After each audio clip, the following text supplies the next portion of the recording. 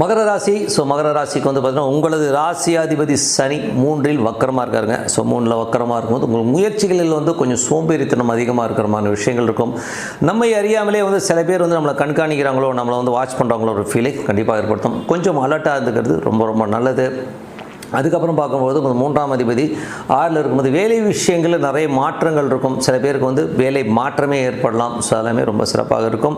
கொஞ்சம் அலைச்சல்கள் வேலை விஷயங்கள் ஏற்படுறதுக்கான ரொம்ப நிறைய இருக்குது. அதுக்கப்புறம் பார்க்கும்போது உங்கள் 4ஆம் அதிபதியான செவ்வாய் அவர் வந்து 9இல் இருக்கும்பொழுது ஒரு கேந்திரம் திரிகோணம்னாலே நல்ல ஒரு யோகங்களை கொடுக்கறதுக்கான வாய்ப்புலாம் இருக்குது. தந்தை சார்ந்த சொத்துக்கள் சம்பந்தமான விஷயம் நல்ல யோகங்கள், வெளிநாட்டில் இருக்கவங்களும் ஒரு பெரிய யோகங்கள் வர்றதுக்கான வாய்ப்புலாம் நிறைய இருக்குது. ஸோ பட் இருந்தாலும் அப்பாவுடைய உறவுகளில் வந்து கொஞ்சம் சின்ன ஸ்ட்ரெஸ் வர்றதுக்கான வாய்ப்புகள், அது மட்டும் கொஞ்சம் கவனமாக இருந்துக்கணும்.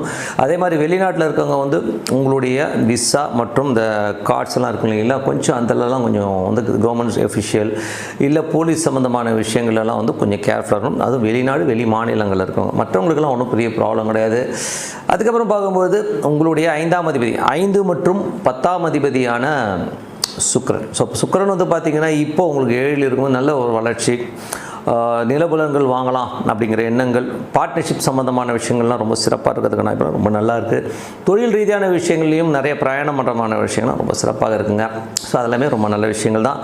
அதுக்கப்புறம் உங்களது 6ஆம் அதிபதியான புதன் இப்போ வந்து உங்களுக்கு வந்து 8இல் இருக்குது. அது ஒரு நட்சத்திர பரிவர்த்தனை ஒரு பெரிய பாதிப்புகளை கொடுக்காதனாலும் கொஞ்சம் கேர்ஃபுல்லாக இருந்துக்கணும். வேலையில் வந்து ஏதாச்சும் மறைமுகமாக நம்மளை போட்டு கொடுக்குறதெல்லாம் இருக்கும். ஸோ அதனால் கொஞ்சம் கேர்ஃபுல்லாக இருக்கிறது ரொம்ப ரொம்ப நல்லது.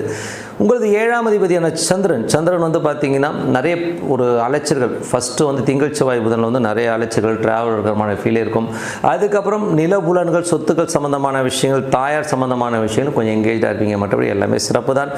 அதுக்கப்புறம் பார்க்கும்போது உங்களுடைய 9ஆம் அதிபதி. 9ஆம் அதிபதியான புதன் வந்து 8இல் இருந்தாலும் பெரிய பாதிப்புகளை தராது.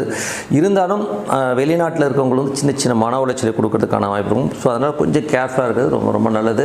அதுக்கப்புறம் உங்களுடைய 11ஆம் அதிபதியான செவ்வாய் இப்போ வந்து உங்களுக்கு 9இல் இருக்கும்போது நல்ல லாபங்கள் போது நல்ல ஒரு பிரயாணங்களாக நல்ல லாபங்கள் கிடைக்கிறதுக்கான வாய்ப்பு நிறைய பேருக்கு இருக்குங்க. ஸோ அது மட்டும் இல்லாமல் நண்பர்களால் வந்து ஒரு பெரிய லாபங்கள் வர்றது, மூத்த சகோதரால் நல்ல லாபங்கள் வர்றதுக்கான வாய்ப்பு ரொம்ப சிறப்பாக இருக்குங்க.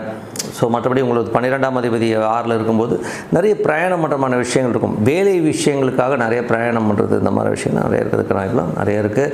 ஸோ இதுவரை